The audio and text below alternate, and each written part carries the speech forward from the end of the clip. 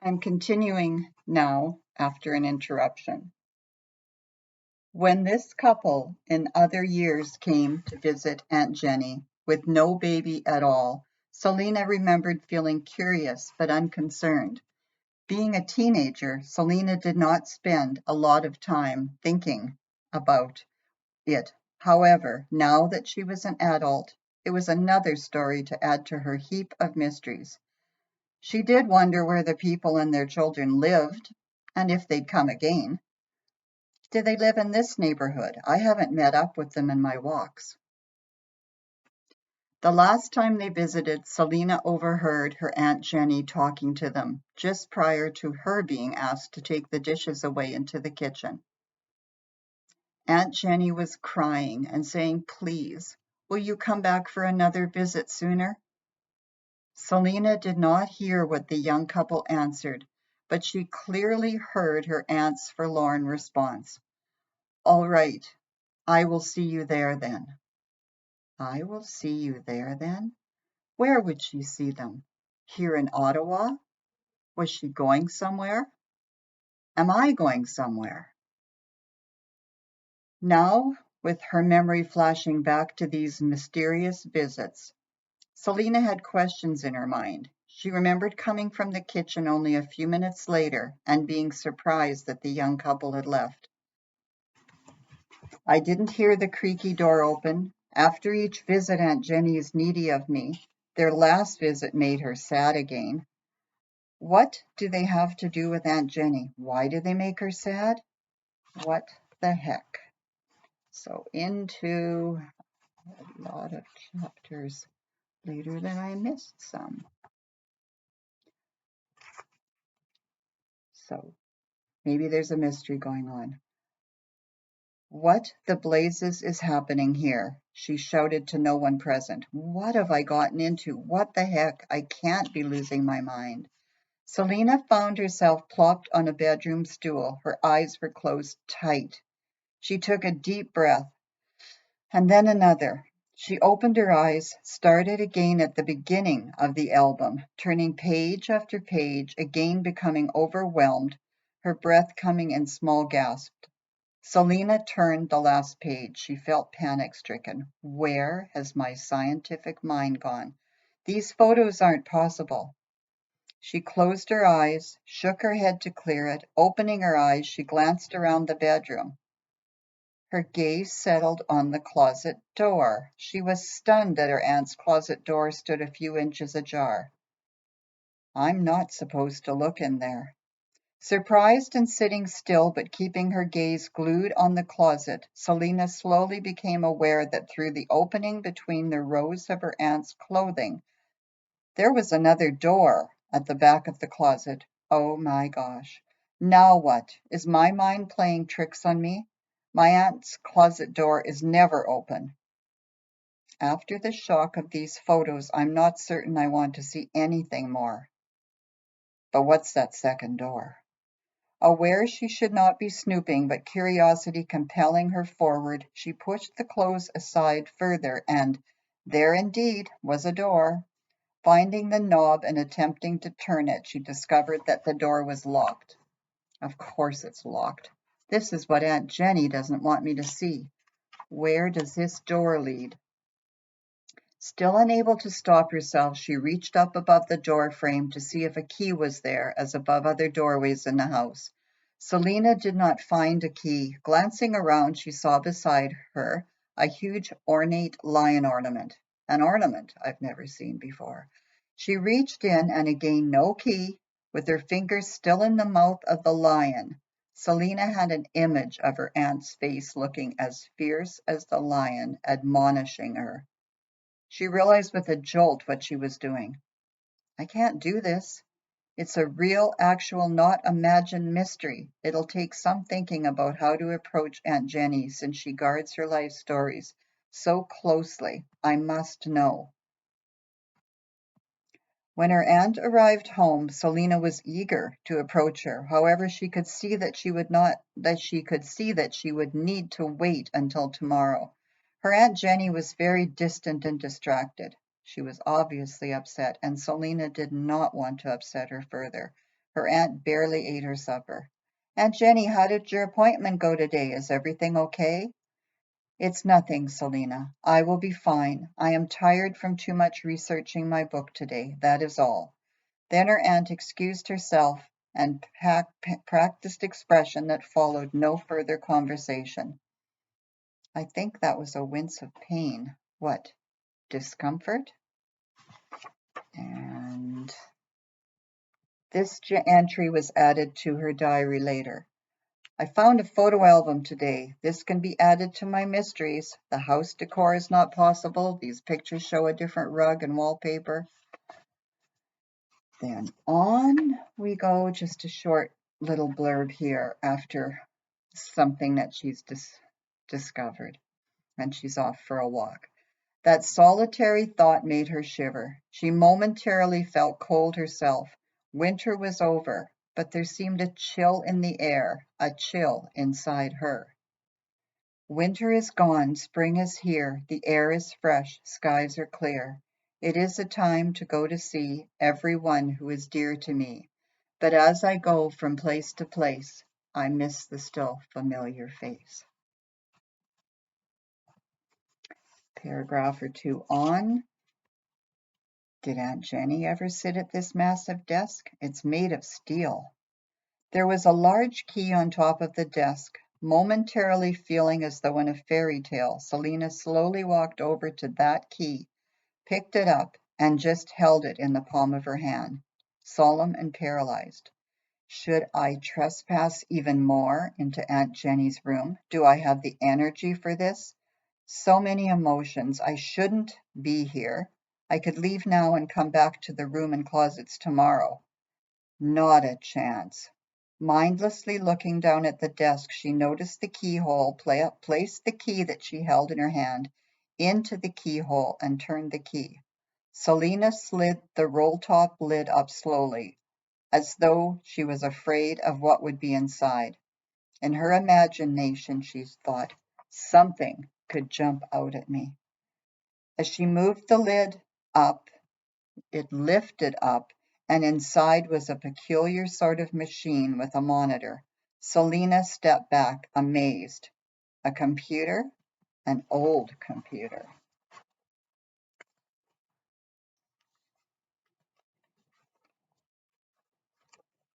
Few pages. What should I do now? Selena felt very adrift. Unprompted, one of her old poems slid into her mind. I might not read this.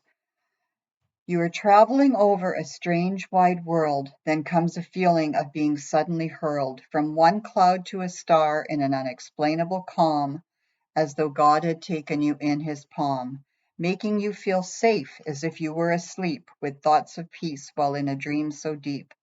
Then far from your most imaginative dreams come so swiftly such vivid scenes, a beauty and splendor, more than you could ever seek, so unthought of, and so utterly unique.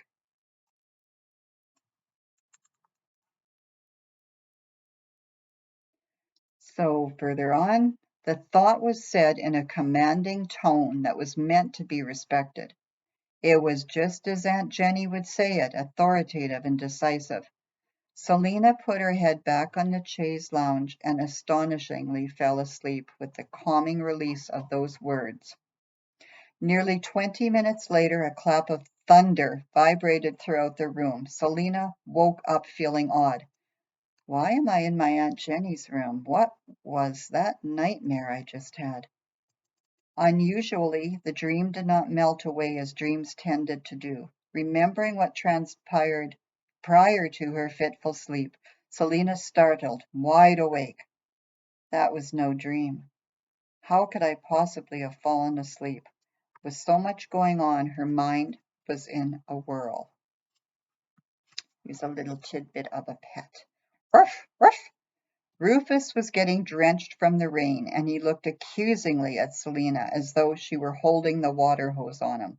Why, he seemed to be saying, are you tormenting me this way? Please just go, Rufus.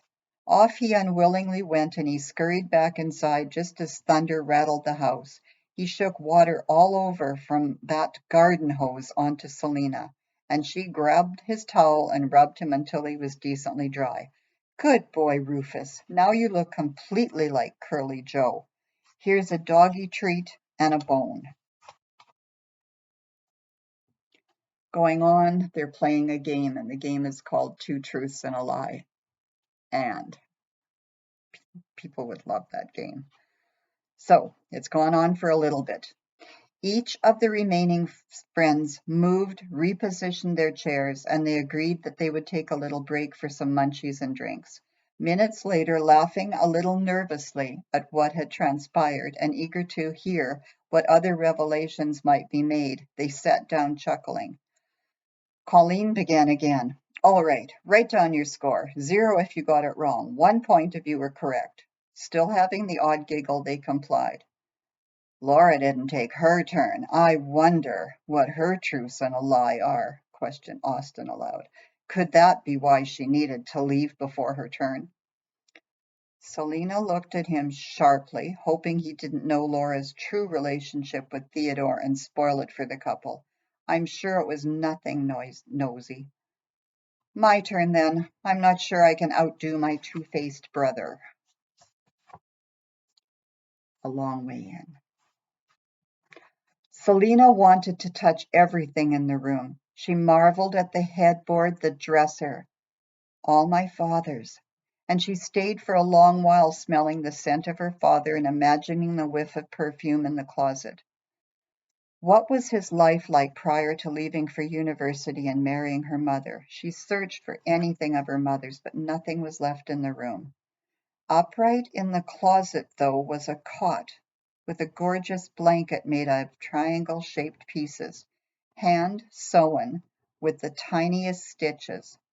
Curiously, she studied it. That blanket looks familiar. Where's that memory coming from? The cot's so small. Who's it for? Who slept there? Suddenly, strong flashbacks strobed through her mind. She dissected the room, her eyes sweeping out over everything again. The past calling to her. Her eyes snapped back to the cot. We stayed here. I slept in that cot. That's my baby blanket that I insisted on sleeping with. Oh, Lord, maybe we were here the night of their accident. Selena felt blurring edges of a memory. They focused and she remembered. Flash, my mom and dad dressing up and joking about the evening ahead. I was already here. Flash, I was sleeping. A man at the door. I was looking down from the top of the stairs. Grandma and Grandpa sobbing. Grandma coming up the stairs, clutching me, moaning and sobbing. Time shifted back and she was back in the present. Her hands on her face, now weeping. Selena's heart was aching, breaking at those memories with accompanying emotions. Loss from long ago, emotions breaking her heart now. What would life be like if I could see my mom and dad again?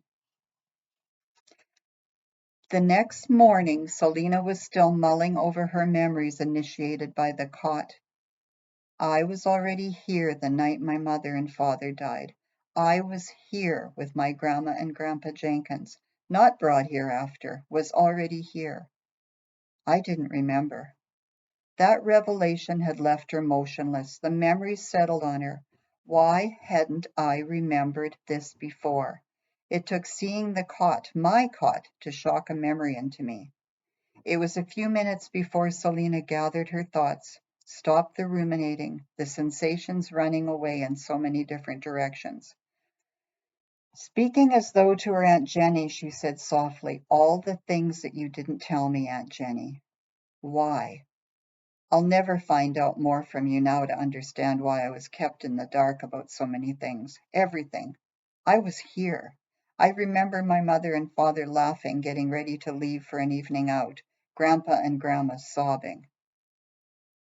In an exasperated mood, she had rushed down the stairs and out the door to the pottery studio. Had to get out of the house. So more happening.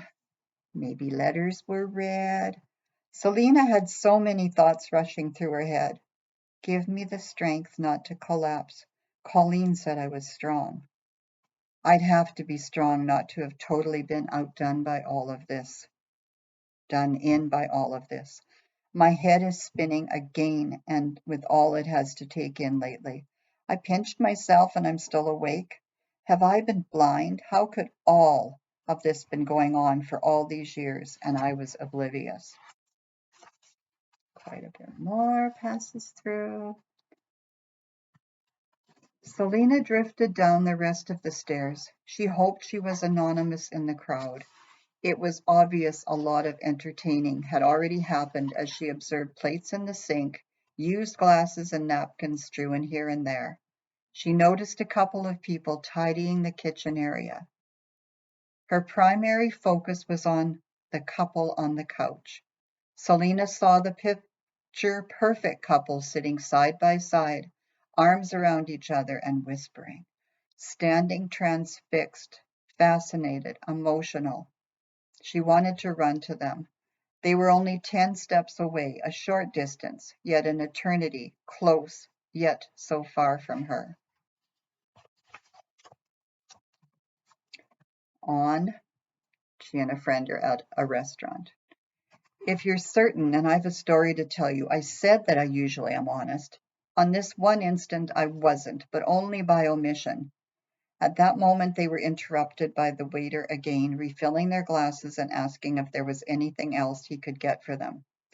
Thank you so very much. We're both fine here. Everything was delicious. As he walked farther away, Selena looked at Colleen, waiting for her response. Now you give me the tea.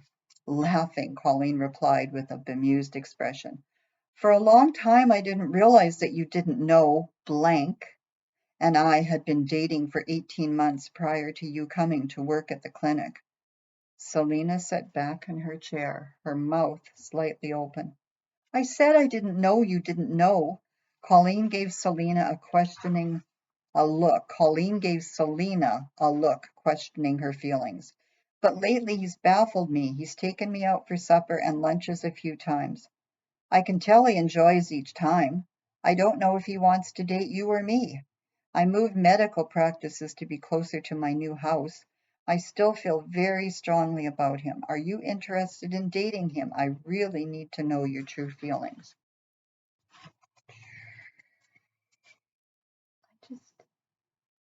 There needs to be something else in there.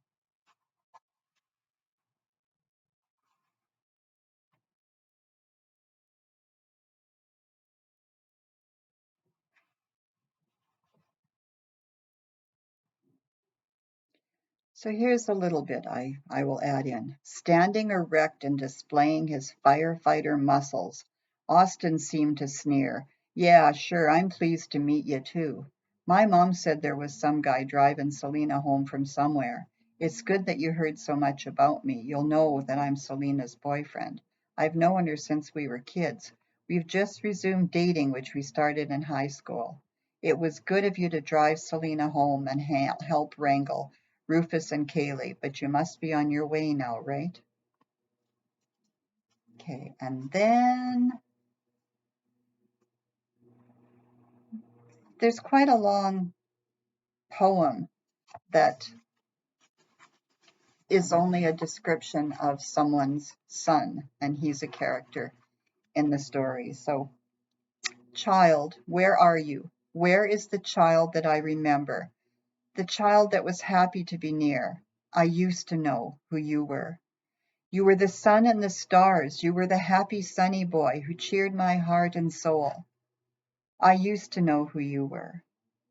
You were not annoyed at me. You loved me. You loved our family. You were a friend to us, accepting us. I used to know who you were. You used to care about being family, care about what we thought, care about what we felt. I used to know who you were. You thought we had the right ideas. You thought we knew a thing or two. Then you changed. We stayed the same.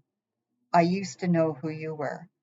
We spoke, you listened, and you felt. We might be right, we might be wrong. But you did not judge, you loved us. I used to know who you were. You moved on to new ideas and thoughts. This is what you should do, we agree. That is good. But we stayed the same. I used to know who you were. We speak, you listen, and you judge. We cannot be right. We are wrong. But you cannot love us the way we are. I used to know who you were. You tried to change us by not talking, by ignoring us when we are near. You hurt our feelings to show us what you think. I used to know who you were. Gets better. Years went by as we all grew older. You love and accept us once again. Thank God you're back and we are happy. And now I know who you are. So it goes on. Of course, there's the end. There's something here, and I won't mention a name. Totally ignoring her ringing cell phone, she looked up at him and said, blank, could you take a break and come sit here with me? I've some things that I wanted to share with you and to show you, and no time like the present.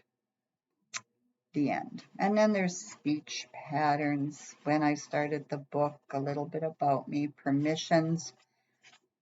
There's all the poems that I wrote that are in the book, and two poems written later in the book. Dreams that I had written years ago and are in the book, and 2 poems by my daughter. Thank yous. Research. There's a lot of research. There's not stuff going on in this book, whether it's legal or whether it's about university classes or firefighting or anything that hasn't been researched. So, book, end of book. Thank you so much for listening, and I got through it.